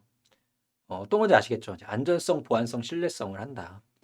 버퍼 오버플로우는 운영체제가 메모리 관리하는데 잘못된 동작 때문에 버퍼가 오버플로우 되는 거예요. 그래서 결국은 메모리의 위치의 유효성을 검사하지 않을 때 이런 문제점이 발생한다. 자, 요거를 해결하기 위해서 우선은 뭐 스택 쉴드라고 하는 애도 쓰고요. ASLR이라는 애도 쓰는데 실제적으로 이제 가장 많이 쓰는 게 스택 가드예요. 시험 문제 많이 나오기도 하고. 그래서 이 스택이라고 하는 거 우리 앞에서 자료 구조에서 배웠잖아요. 아래 밑둥이 이렇게 막혀 있고 한쪽으로 입출력이 가능한 형태. 메모리상에서 프로그램의 복귀 주소. 보통 이제 우리가 그 스택에서 사용되는 게 인터럽트 처리 방식이 스택을 이용하잖아요. 그래서 요거를 이용을 해서 그 값이 변경되었을 경우 오버플로우 상태를 가정해서 프로그램 실행을 중단시킬 수 있는 애가 스택 카드다. 요거. 다음에 이제 시스로그라고 하는 애가 있어요. 이거는 리눅스 상에서 시스템에 있는 다양한 정보들의 로그, 그죠? 접속 정보나 이런 것들을 기록하는 로그. 자, 출제가 많지 않죠. 그래서 출제된 문제들만 좀 간략하게 보고 넘어가는 걸로 하겠습니다. 리눅스에서 다양한 시스템 로그 파일이래요. 이 시스로그네요. 그래서 리눅스의 로그 프로그램. 자, 다음 중 소프트웨어 개발 보안 체제의 주체가 아닌 것은 행정안전부, 발주기관, 인터넷진흥원, 소프트웨어진흥원은 여기에 포함이 안 되겠죠. 메모리 상에서 프로그램의 복귀 주소와 변수 사이에 특정 값을 저장해 두었다가 그 값이 변경되었을 경우에 오버플로우 상태로 가정해서 우리가 스택이 꽉 차면 오버플로우 된다고 얘기했잖아요. 얘를 뭐라고 한다? 스택 카드라고 한다. 컴퓨터 운영체제에 커널에 보안 기능을 넣은 것, 이 CentOS라고 하는 애는 이거는 리눅스 버전 중에 하나예요. 다음 중 CQ OS의 목적이 아닌 것, 안정성, 보안성, 가용성, 신뢰성 이랬는데 가용성은 여기에 해당하지 않겠죠. 그래서 보안을 위해서는 어느 정도 가용성도 무시해야 되는 그런 경우가 있을 수 있겠죠.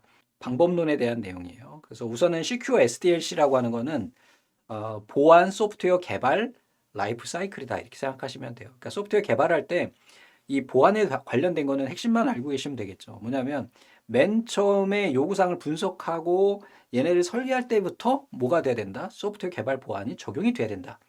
그건 아시면 되죠. 그래서 요구사항부터 설계, 구현, 테스트, 유지, 보수해서 모두 다 대표적인 개발 방법론 중에 이제 MS SDL이라고 하는 애가 있어요. 얘가 이제 대표적으로 MS에서 보안 문제가 너무 크니까 우리 하나 표준을 만들자 해서 만들어 놓은 거예요. 이렇게 기억하시면 되겠고요. 이제 시험 문제 출제된 아이가 바로 이 녀석이에요. 세븐 터치 포인트예요. 자, 그래서 얘는요. 공통의 위험 요소가 7가지로 구성을 하고요. 거기에 각각 해당하는 내용들에 대해서 체크하는 체크리스트다 이렇게 생각하시면 돼요. 그래서 보시면은 요구사항 및 유스케이스에서 악용 사례 또는 보안 요구사항에서 체크, 위험 분석은 요렇게 이런 식으로 표현하는 것을 우리 세븐 터치 포인트라고 한다. 다음에 CLASP라고 하는 애가 있어요. 얘 같은 경우는 SDLC, 소프트웨어 개발 주기잖아요. 여기서 보안 강화를 목적으로 하는 정형화된 개발 보안 프로세스를 크라스프라고 이야기를 합니다. 그냥 이 정도로만 출제된 것만 보세요. 그래서 쭉 한번 봐주시고 요거는 시험 문제 아주 자주 출제가 되고요. 이 실기에도 나옵니다. 이게 정보 보안의 3대 요소는 기밀성, 무결성, 가용성이에요. 당연한 건 기밀성이 뭐야?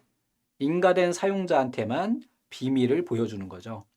그죠? 그래서 신분 위장 등에 대한 공격에 위협을 받을 수 있어요. 이게 기밀성이라고 하는 건 권한이 있는 사람만 안에 있는 내용을 보는 거잖아요. 그게 개념이니까. 그래서 신분 위장, 즉 아이디, 패스워드를 탈취한다거나 이러한 데 문제가 발생할 수 있다. 자, 무결성이라고 하는 거는 이 시스템 내에 있는 정보는 어떤 정해진 규칙에서만 돌아간다. 그지? 그리고 권한이 있는 사람만 보기 때문에 믿을 수 있다는 거예요. 결국은 무결성이라고 하는 건 이 데이터는 완전 무결하다. 변하지 않았다. 우리 데이터베이스에서도 배웠었죠. 그래서 변경, 가장, 재전송 이런 것에 의한 공격이 있을 수 있다. 가용성은 이 시스템을 얼마나 쓸 수 있느냐, 접근할 수 있는 능력 이런 것이 되겠죠. 100이라고 하는 시스템이 있을 경우에 기타 등등의 보조적인 기능 때문에 60%를 쓰고 내가 40%를 쓰게 되면 이건 가용성이 떨어지는 거죠. 그래서 요거는 서비스 거부 공격, 디도스라고들 이야기하죠. 그러니까 외부에서 대량의 데이터를 여러 컴퓨터에서 보내는 거예요. 그래서 이 시스템을 망가뜨릴 수 있는 이런 것이 가용성에 해당한다. 얘네는 꼭 기억하세요. 기밀성, 무결성, 가용성 종류와 각각 기밀성이 뭔지 무결성이 뭔지 가용성이 뭔지 아셔야 됩니다. 최근에 출제된 아이예요. OWASP예요. 오픈 웹 어플리케이션 시큐리티 프로젝트. 이름 그대로가 오픈 소스 웹 어플리케이션의 보안 프로젝트다. 이렇게 생각하시면 되겠죠. 그래서 여기에서의 10개에 해당하는 취약점이 있어요. 요거를 공개해가지고 그거에 따라서 이제 대응 방법에 대한 것을 제공한다. 이렇게 생각하시면 됩니다. 자, 기존 소프트웨어 개발 방법론에 적용된 프로젝트에서 안전한 소프트웨어 개발이 요구되는 보안 활동을 적용한 것을 SDLC라고 한다. 마이크로소프트사에서 본 거 MS, SDL. 시스템 내의 정보는 인가된 사용자만 수정할 수 있다. 이게 무결성이죠, 무결성. 인가된 사용자만 수정할 수 있는 거예요.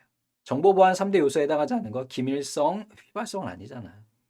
의무적으로 실무적으로 개발된 개발 보안 방법론 중으로서 소프트웨어 보안 모범 사례를 SDLC에 통합한 소프트웨어 개발 보안 생명주기 방법론은 그랬어요. 이게 세븐 터치 포인트죠. 뭐 7개 이런 건 없겠지만 이런 7개의 모범 사례를 가지고 체크 포인트를 만든다. 다음에 이제 시큐어 코딩 가이드인데요. 얘네가 가끔가다 한 문제씩 나오는데 난이도가 꽤 높아요. 그래서 사실은 이 부분은 강의를 안 보셔도 됩니다. 그냥 문제하고 답만 보셔도 돼요. 자, 얘는 뭐냐면 좀 전에 우리 OWASP라고 하는 게 있었죠. 그래서 오픈소스 웹에 사용되는 보안 프로젝트가 있었잖아요. 그것처럼 우리나라에서도 이런 시큐어 코딩 가이드, 걔를 바탕으로 해가지고 이 시큐어 코딩 가이드를 만들었어요. 그러니까 외부에서 이런 그런 어떤 그 문제점이 있으니까 이런 취약점들은 빼고 우리 코딩해라라고 하는 가이드예요, 일종의. 제일 먼저 나오는 게 입력 데이터 검증이에요. 그러니까 입력된 데이터가 큰 문제가 없느냐에 따른 거고, 여기에서 이제 가장 대표적인 게 SQL 인젝션. 그러니까 로그인 창이나 이런 데다가 아이디 패스워드가 아니라 이 로그인 창에서도 아이디 패스워드를 조회해야 하는 조회문이 있단 말이죠. 그래서 얘네를 창에다 넣어가지고 실행을 시키는 거예요. 이게 바로 SQL 인젝션이에요. SQL문을 짜가지고 얘가 실제 실행될 수 있도록 만들어서 보안 취약점을 만들어내는 게 바로 SQL 인젝션이에요. 얘는 시험 문제에 많이 나왔었어요. 경로 조작. 그 다음에 이 크로스 사이트 스크립트, 얘도 마찬가지예요. 얘는 게시판에다가 악성 코드를 삽입하는 거예요. 그래서 이 글을 읽는 순간 내 컴퓨터가 감염이 되는 거죠. 크로스 사이트 스크립트. 그 다음에 엑스쿼리 삽입, 이런 것들이죠. 다음에 또 엑스패스예요. 엑스패스는 경로 이런 의미가 되겠죠. 그래서 검증되지 않는 외부 입력 값으로 인해서 쿼리문을 생성하는 거예요. 즉 여기에 있는 보안 취약점들은 모두 다 뭐다? 외부에서 어떤 데이터를 입력하는 형태로 우리한테 공격을 줄 수 있다라는 것을 이야기하는 거죠. 자, LDAP 삽입이에요. 얘는 Lightweight Directory Access Protocol이라고 그래서 경량 디렉토리 처리 프로토콜이라고 이야기하거든요. 그래서 여기에다가 쿼리문의 구성을 변경할 수 있는 보안 약점이 있어요. 그래서 이렇게 되는 거고, 우리가 출제됐던 두 가지 정도만 기억하시고 나머지는 그냥 참고만 하십시오. 너무 많아가지고. 보안 기능이에요. 보안 약점에는 적절한 인증 없는 중요한 기능, 부적절한 인가, 중요한 자원에 대해서 잘못된 권한, 이런 것들이 있을 수 있고요. 그래서 여기에서 또 이어지는 아이들, 취약한 암호 알고리즘, 그리고 중요 정보 평문 저장. 그러니까 중요 정보를 코딩에 그냥 넣어버린 거야. 그리고 아예 그냥 그 해당하는 인터페이스 할 때 그 자료를 넣어버리는 거죠. 하드코드된 비밀번호예요. 우리 코딩하다 보면 테스트를 할 일이 있거든요. 그때 보통 이제 패스워드하고 암호를 넣어가지고 코딩을 해요. 그럼 안 되겠지. 나중에 코드가 노출되면 암호 다 노출되니까요. 충분하지 않은 키 길이. 이건 암호 알고리즘의 어떤 키 길이를 좀 길게 해야 된다. 적절하지 않은 난수값. 난수값이라고 하는 거는 그냥 임의의 값을 이게 출력하는 거잖아요. 그래서 이걸 좀 이용을 해서 우리가 써야 된다. 실제 출제된 아이들만 보세요. 프로그램 입력값에 대한 검증, 누락 또는 부적절한 검증, 데이터의 형식 지정, 일괄되지 않은 언어셋 사용 등으로 인해서 발생하는 보안 약점으로 SQL 삽입. 이거 뭐예요? 입력 데이터 검증. 데이터베이스에 연동된 웹 어플리케이션에서 데이터에 대한 유효성 검증을 하지 않을 경우 공격자가 입력 폼, 즉 아이디 패스워드 넣는 거나 게시판에다 넣는 거는 우리 또 XSS가 있으니까 그거랑 좀 구분을 해서 URL 입력란에 SQL문을 삽입한다. SQL 인젝션이죠. 자, 다음 자바 코드에서 밑줄로 표시된 부분에는 어떤 보안 약점이 있는가 그랬어요. 저기 보니까 스트링 키라고 돼 있죠. 얘는 지금 인크립션 스트링이라고 했잖아요. 암호화 키를 여기다 아예 넣어버렸어. 그래서 하드 코딩된, 뭐야 이거는? 하드 코드된 암호화 키를 사용한 거예요. 자, 웹페이지에서 악의적 스크립트를 포함시켜서 사용자 측에서 시행되도록 하는 거 XSS. 게시판에다가 넣어서 게시판 읽으면 감염될 수 있도록 하는 거죠. 두 번째, 이어서 가는 거예요. 시간 및 상태에 따른 보안 약점들이 또 있어요. 경쟁 조건. 요거 실기에 나왔던 걸로 알고 있습니다. 그래서 보안 약점 종류 중에서 경쟁 조건이에요. 검사 시점하고 사용 시점이 다른 거지. 그래서 자원을 검사하는 시점하고 실제로 사용하는 시점이 달라가지고 발생하는 오류예요. 톡토우라고 기억하시면 되겠죠. 요거 기억하시고요. 종료되지 않은 반복문 또는 재기함수에 의해서 우리가 보안 약점이 발생할 수가 있고, 다음에 에러 처리예요. 에러 처리라고 하는 거는 만약에 어떤 시스템 운영 중에 에러가 발생했어요. 그러면 그 에러에다가 불필요한 정보를 노출하는 거죠. 그러니까 예를 들어서 회원 가입하는데 뭐 비밀번호가 잘못됐어요. 이런 걸 해야 되는데 비밀번호가 이건데 너 잘못했어. 이렇게 쓰면 안 되잖아. 그지? 이런 거예요. 그지? 에러 상황에 대응을 부재하는 거죠. 만약에 좀 전에 이야기한 것처럼 아이디 패스워드 넣었는데 비밀번호가 잘못됐어요 라고 써야 되거나 또는 아이디가 잘못됐어요 라고 쓰면 안 되죠. 왜? 둘 중에 하나는 맞다는 얘기잖아. 부적절한 예외 처리, 프로그램 수행 중에 함수 결과값에 대해서 적절하게 처리하지 않는 거. 코드 오류예요. 이게 실제로 이제 코딩을 잘못한 거죠. 그래서 한번 쭉 읽어봐 주시고, 뭐 캡슐화에 대한 건 우리가 앞에서 한번 봤었고 간단히 봐주시고요. 그래서 캡슐화에 의해서 잘못된 것들 한번 봐주시면 되겠고, API라고 하는 거는 외부 시스템이잖아요. 외부 소프트웨어를 갖다 쓰는 거니까 얘네를 그냥 함부로 막 쓰면서 생기는 문제점에 대해서 우리가 또 이렇게 정리가 돼 있어요. 자, 그럼 문제를 또 풀면서 보는데 여기는 출제된 문제가 하나도 없습니다. 그래서 풀어드리지 않을게요. 그냥 한번 쭉 보시고 넘어가시면 될 것 같아요. 출제된 내용이 없어요. 자, 암호화 알고리즘이에요. 이제 좀 여러분들이 어렵게 생각하실 수 있는 부분이긴 한데, 암호화 알고리즘은 말 그대로 우리가 어떤 정보를 전송을 할 때 암호화해서 전송을 하는 거죠. 그지? 그걸 우리가 보통 평문이라고 이야기를 하고요. 암호화된 것을 암호문이라고 이야기를 해요. 자, 보시면은 이제 평문을 암호 알고리즘에 의해서 암호문으로 만들고 다시 복호화 키를 이용해서 평문으로 다시 만들어주는 역할을 하게 되는데, 이 암호화 방식에는 대표적으로 양방향과 단방향이 있어요. 빠르게는 이렇게 양방향, 단방향 구분하지 않고 뭐 비밀키, 공개키, 해시키 이렇게 세 가지가 있다라고 보시면 되겠고, 비밀키에는 스트림이라고 하는 거는 문자열이죠. 얘는 블록 방식, 블록으로 하는 것 이렇게 두 가지가 있고요. 이 공개키라고 하는 애가 있어요. 공개키라고 하는 거 개념을 좀 이해하셔야 되는데, 암호화 키하고 복호화 키가 서로 같지 않은 경우예요. 왜? 얘네가 같다 그러면 얘 키를 공개하면 어때요? 암호화 키가 공개되면 복호화 키도 공개가 되는 거잖아. 그래서 얘네를 우리가 공개 키라고 이야기를 합니다. 그래서 다른 말로 암호화 키와 복호화 키가 서로 다르기 때문에 비대칭 키라고 이야기를 해요. 그 대표적인 알고리즘에 대한 것이 많이 나와요. 그래서 얘는 공개 키 암호 알고리즘 또는 비대칭 키 암호 알고리즘에서 대표적인 게 RSA고요. 이 RSA는 요걸 협력해서 연구한 교수님들 이름이에요. 리베스트, 샤마이어, 알드만 이렇게 세 분이서 MIT, 그치? 그 안에서 우리가 이야기를 한 거고, 또 L 감마라고 하는 것도 있다. 얘는 뭘 쓰냐면 이산대수예요. 그냥 핵심 키워드만 여러분들이 기억하시면 됩니다. 자, 이번에는 비밀키예요. 비밀키라고 하는 애는 뭐가 되는 거냐면 암호화 키하고 복호화 키가 서로 같은 거야. 그래서 대칭키라고도 하는 거예요. 두 개 같아. 그러니까 얘를 알면 안 되잖아. 그래서 비밀리에 만들어 놓는다. 키 개수는 우리 망형 그 단말 개수 계산하는 거랑 똑같아요. 스트림 방식에는 평문의 길이와 동일한 스트림 문자열로 이용을 해서 사용을 하고, XOR, 익스클루시브 OR 방식을 쓰는 애가 바로 스트림 방식이에요. 뭐 여기 정보 처리에서는 안 나왔지만, 다음에 이제 블록 방식 내에서 이걸 또 블록 방식으로 구분하지는 않고 대부분 이제 대칭키라고 이야기를 하죠. 그래서 DS, AES, ES가 붙어요. 그다음에 아리아 얘네들이 있다라는 거. 얘네들 현재 우리도 많이 쓰고 있죠. 요 AES는 여러분들 많이 봤을 거예요. 와이파이 설정할 때 보면 이 알고리즘 중에 RSA, AES를 설정할 수 있는 그 암호화 방식을 선택하는 애가 있어요. 거기서 현재 우리도 좀 쓰고 있는 아이다 생각하시면 됩니다. 쭉 가서 시드 또 아이디어 이런 애들이 있고, 해시 암호화 방식은 얘네는 뭐예요? 네, 단방향 방식이에요. 그래서 임의의 길이에 메시지를 입력하여 고정된 길이의 출력값을 변환한다. 그래서 여기서 사용되는 게 뭐 대부분 어디에 많이 쓰이냐면 디지털 서명에 우리가 주로 사용한다. 블록체인에서 체인 형태로 사용돼서 데이터 신뢰성을 보장한다. 이것도 보기에 나왔던 거고요. 또 주어진 원문에서 고정된 길이의 의사난수, 이거 포인트 나오는 순간 얘는 해시 방식이에요. 의사난수. 자, 다음에 이번에는 SHA예요. Secure Hash Algorithm. 그냥 간단히 보시고, salt라고 하는 거 소금이잖아요, 소금. 그지? 시스템에 저장되는 패스워드들은 해시 또는 암호화 알고리즘 결과로 저장이 되는데, 이때 암호 공격을 막기 위해서 똑같은 패스워드들을 다른 암호 값으로 저장되도록 소금을 뿌려서, 그지? 뭔가 추가해 놓는 거야. 다른 애들이 알지 못하게. 이걸 우리 salt라고 이야기를 합니다. 자, 아주 옛날 출제됐던 기출문제입니다. 한번 봅니다.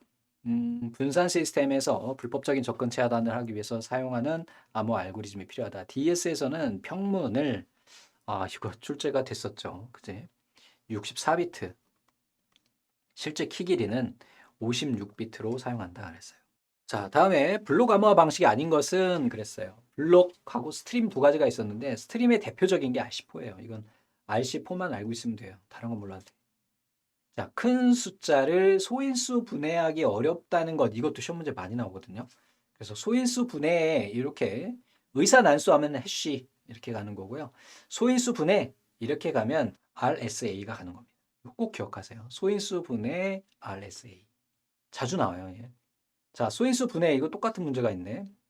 널리 암호화 기법은 그랬어요. RSA 4번에 1번이 되겠죠. 자, 5번이에요. 다음 암호화 알고리즘에 대한 설명으로 틀린 것은 그랬어요. 자, DS는 비대칭형이 아니라 대칭형이죠. DES는 대칭형입니다. 나머지는 됐고요. 쟤는 다른 시험에도 종종 출제되는 애라 넣어놨던 거고요.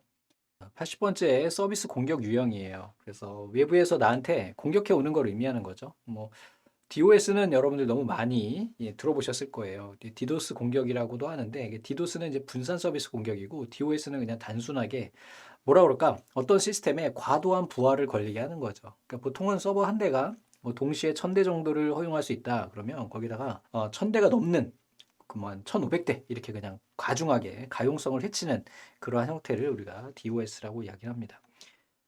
DOS 안에서도 또 뭐 스머프나 씬 플러딩, UDP 플러딩, 핑 플러딩, 핑 오브 데스, 티어드랍 또 하나가 있을 텐데 네, 랜더 어택 이렇게 있고요. 스머프라고 하는 거는 이거는 사기치다, 속이다 뭐 이런 의미가 있어요. 그래서 위조하다, 위조 집행 뭐 이런 걸 이제 스머프라고 이야기를 합니다. 그래서 공격 대상의 IP 주소를 대상의 IP 주소니까 내가 공격을 당한다면 내 IP 주소가 되겠죠. 근원지로 대량의 ICMP. 앞에서도 제가 이 ICMP는 꼭 좀 기억하라고 말씀드렸었죠. 그래서 인터넷 컨트롤 메시지 프로토콜이에요. 그러니까 인터넷상에서 이 제어 프로토콜이라서 인터넷이 잘 돌아가고 있는지를 확인할 때 쓰는 거거든요. 그래서 얘를 이용을 해가지고 특정 사이트에 집중적으로 데이터를 보내는 그래서 그 해당하는 시스템을 다운시키는 것을 우리 스머프 방식이라고 이야기를 한다. 스틴 프로딩이라고 하는 거는 요거는 이제 실기 시험에 나왔었거든요. TCP 3-way 핸드쉐이킹이라고 그래서 TCP라고 하는 건 신뢰성 있는 정보 전송을 하잖아요. 그러면 내가 쟤한테 자료를 줄 거야. 그러면 야, 너 받을 준비 됐냐? 물어보고요. 그럼 받을 준비 됐어. 보내줘. 라고 오겠죠. 그 다음에 자료를 보내죠. 이게 바로 3way예요. 세 단계가 거치잖아요. 그 과정에서 헬프 오픈 연결 시도라고 하는 중간에 약간의 취약점이 있어요. 그래서 그걸 이용한다. 그래서 이제 문제 보기에서 TCP 3-way 핸드쉐이킹 나오면 씬 프로딩을 쓰면 돼요. 이 씬이 뭐냐면 싱크로너스, 동기화 신호를 요청하는 거거든요. 내가 너한테 야 보낼 건데 너 준비됐어? 라고 물어보는 게 바로 싱크로너스 신호예요. 그러면 걔가 이제 됐어. 그러면 그때 이제 연결이 바로 동기화가 체결이 되고 자료를 주게 되는데 그 사이에 취약점이 있어가지고 보낼 수 있다라는 거. UDP 프로딩은 UDP라고 하는 거는 대량의 미디어 파일을 전송할 때 우리가 주로 쓴다 그랬죠. 그러다 보니까 양이 많아. 이제 자, 핑 프로싱은 얘도 마찬가지예요. 그래서 ICMP 에코라고 해서 우리가 이제 핑 명령어를 주면은 서버와 내가 연결돼 있는지 확인할 수가 있거든요. 이게 바로 연결돼 있는지 확인하는 ICMP 프로토콜 중에 하나의 기능이에요. 그러니까 얘를 이용을 해가지고 과도하게 테스트를 하는 거죠. 그래서 예전에는 다음이나 네이버 뭐 이런 구글 이런 데도 핑 날려보면 핑이 갔어요. 근데 지금은 이 프로딩 공격이 너무 많아지니까 얘네를 다 막아버렸습니다. 이 핑 서비스 받는 포트 번호를 다 막아버렸어. 이걸 이용해서 공격을 하는 게 꽤 많았다.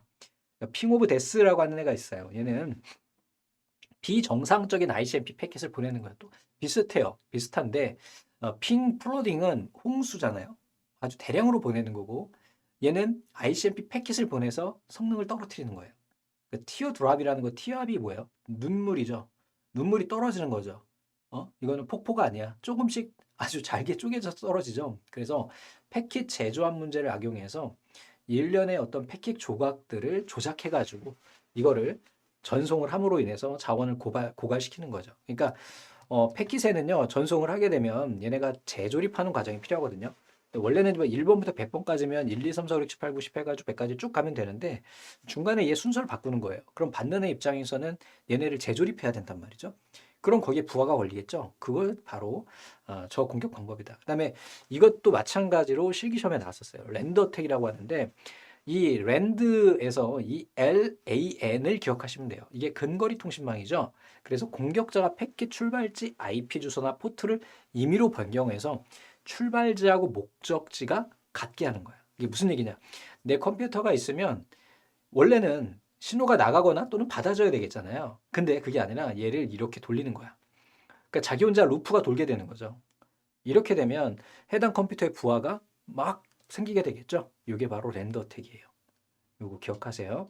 자, 디도스는 도스 공격인데 분산, 즉 여러 대의 좀비 PC를 이용을 해서 동시에 서비스 공격을 하는 거예요. 여기에서 사용되는 공격 도구는 이건 좀 지역적이에요. 한번 출제됐는데 트리노, TFN, TFN2K, 스택 헬드래프 뭐 이렇게 해야 되나요? 발음이 좀 어렵긴 한데 피싱은 뭡니까? 이거는 낚시질하는 거죠. 그래서 소셜 네트워크에서 진짜처럼 우리가 이제 미끼 자체가 물고기 입장에서는 뭐야? 가짜지. 가짜 물고기잖아.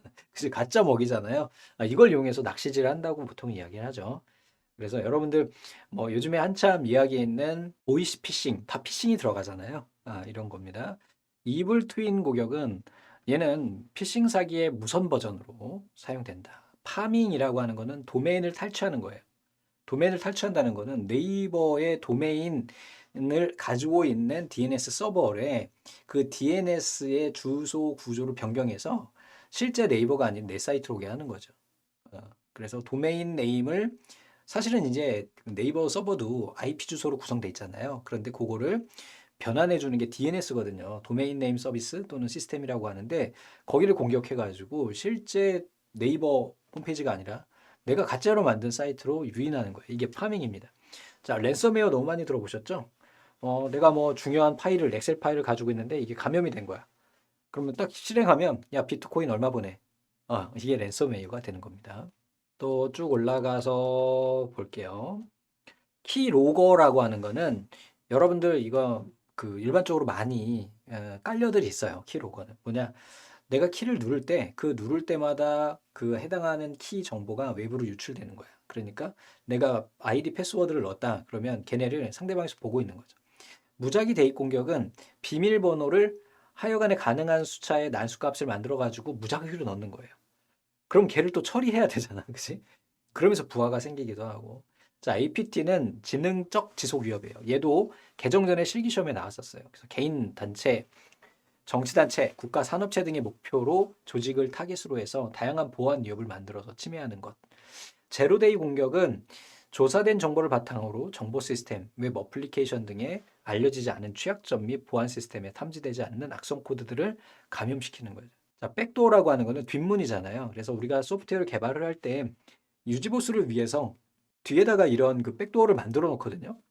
근데 여기에다가 이 틈을 타서 공격이 들어오는 걸 우리가 백도어라고 이야기를 해요. 백도어를 공격하는 도구로는 뭐 넷버스나 백오리피스 이런 애들이 있어요. 실제로. 그리고 루트킷 이런 애들. 아주 그냥 일반적인 형태가 되겠죠. 백도어 탐지 방법에는 무결성 검사, 열린 포트, 로그 분석, 세트 UID 이런 거 확인한다. 그리고 트립와이어는 크래커가 침입해서 백도어를 만들어 놓거나 설정 파일을 변경했을 때 분석하는 도구다.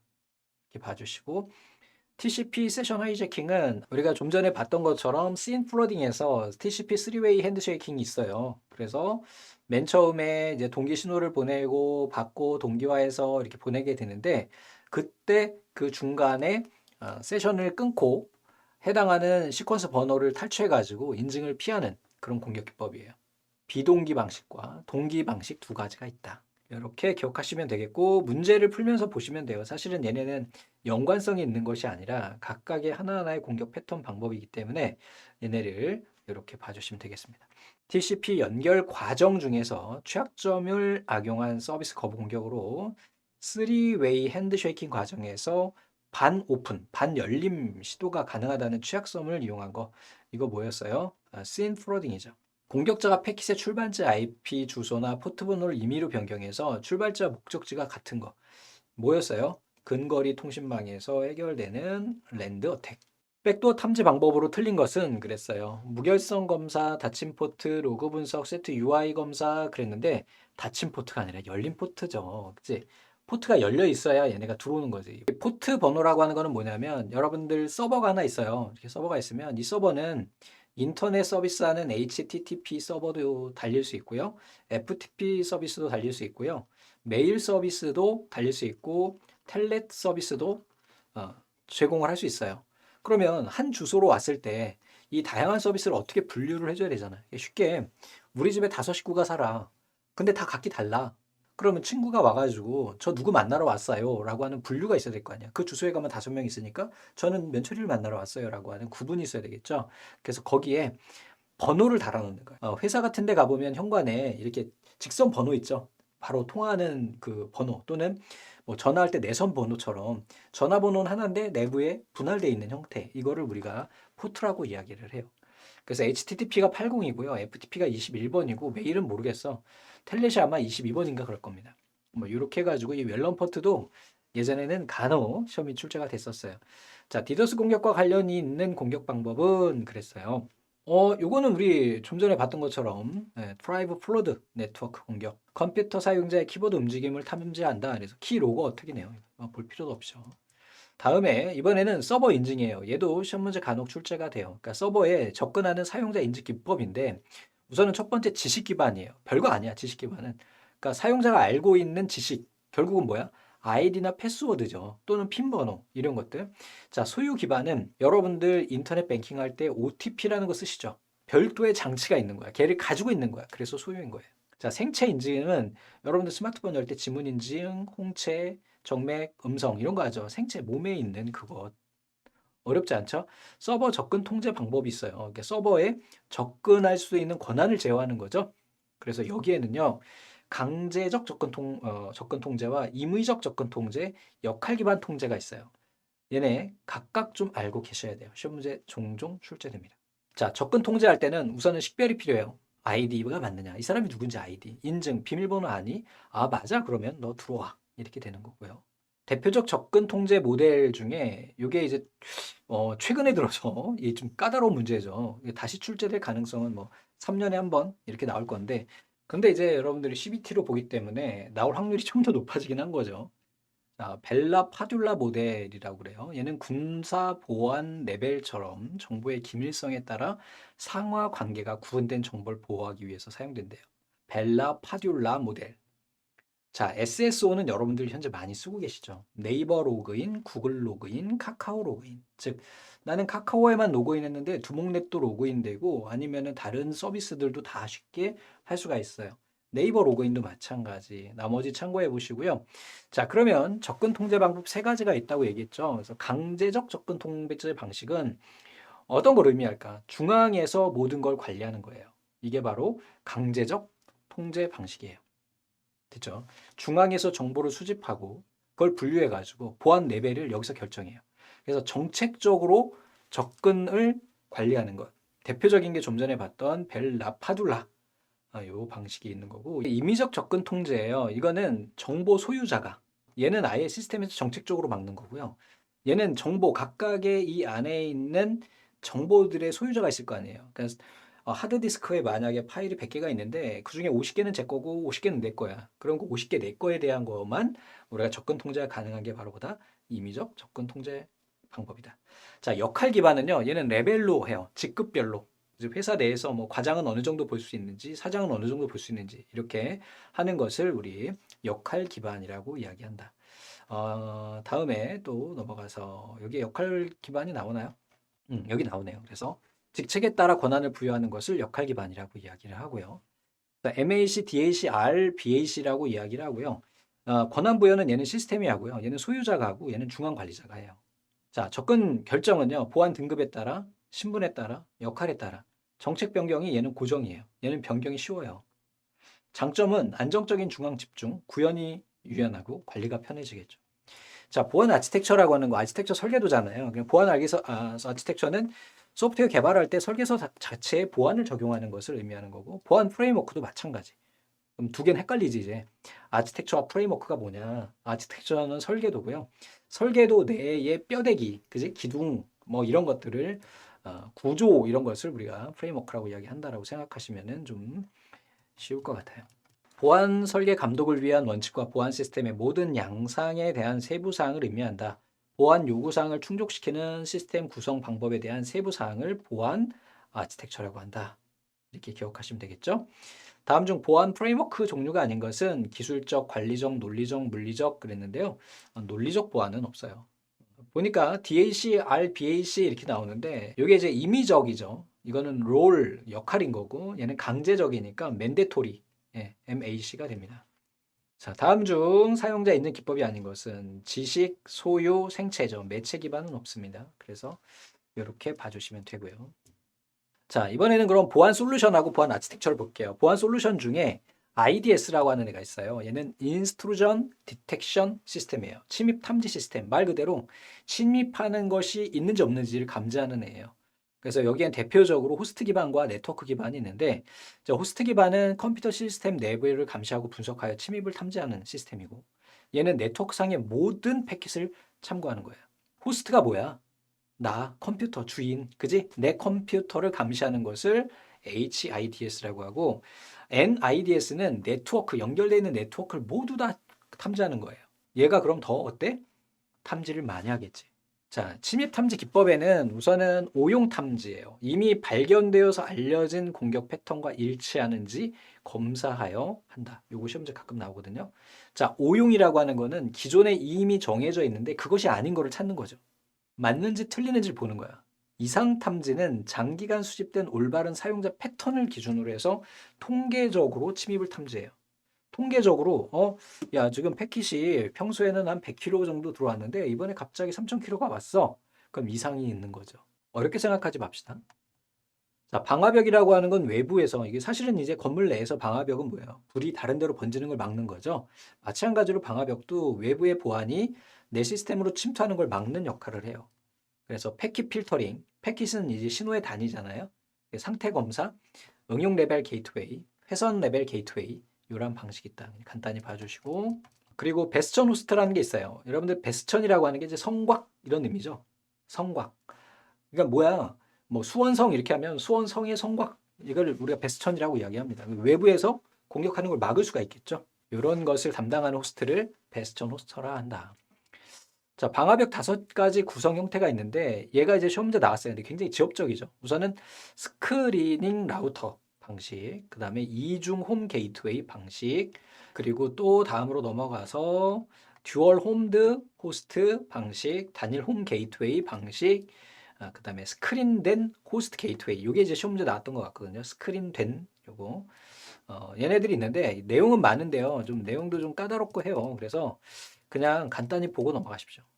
얘네들은 그냥 쭉 넘어가 주시고 IPS는 침입 방지 시스템이에요. 다음에 DMZ는 이제 비무장지대입니다. 여기는 이제 보안 조치가 취해진 네트워크 영역을 이야기하고 IP 시큐리티는 통신 세션의 IP 패킷을 암호화하고 인증하는 안전한 인터넷 프로토콜이에요. 그러니까 주소 IP 프로토콜에 보안을 적용한 거죠. 그냥 그렇게 기억하시면 됩니다. DLP는 데이터 로스 프리벤션, ESM은 통합 보안 관리, VPN은 가상 사설망이에요. 우리가 일반적으로 쓰는 인터넷망에다가 전용망처럼 가짜로 회선 하나 뜨는 거예요. 은행 같은 경우는 보안이 중요한데 인터넷을 뭐 걔네 전용선을 따로 깔면 비용이 많이 드니까 공영망에다가 사설망처럼 얘네가 설치할 수 있도록 하는 기술이에요. 자, 그럼 문제를 한번 같이 볼게요.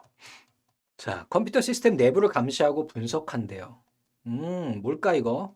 ADS죠. 방화벽 유형이 아닌 것은 크랙 필터링, 상태 검사, 응용 레벨 게이트웨이, 회선 레벨 게이트웨이 그랬는데 크랙 필터링이라는 거 못 본 것 같은데.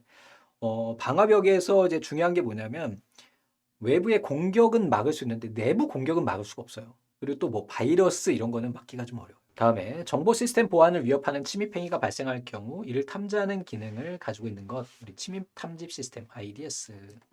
다음 문제 보겠습니다. 이용자가 인터넷과 같은 공중망을 사설망을 이거 VPN이네요. 그죠? 이거는 실기에서도 간혹 산업 기사에서 많이 나왔어요. IP 시크리트는 암호화 수행 시 일방향 암호화만 지원한다. 그랬는데 양방향 지원합니다.